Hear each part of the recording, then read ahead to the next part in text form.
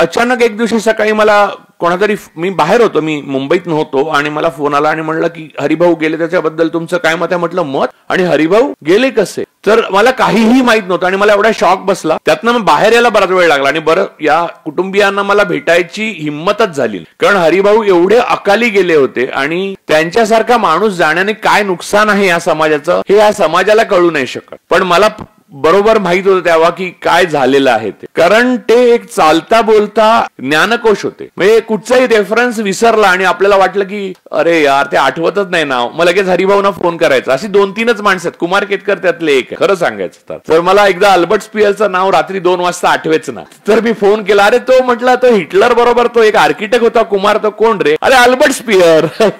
कुमार झोपेत बोलला. हा म्हटलं बरोबर. तर त्याचं स्पॅन्डॉ डायरी पुस्तक मला काढायचं होतं, मला माझ्याच स्वतःच्या पुस्तकाच्या ह्याच्यातनं काढता येईना, कारण नावच आठवेना 2 वाजता काय काय लिहिताना. तर अशी माणसं नसणं हे काय, हे जातीच्या अभ्यासकाला किंवा वाचकाला किंवा ज्ञानशाखांची ज्याला ओळख करून घ्यायची त्यालाच कळू शकतं.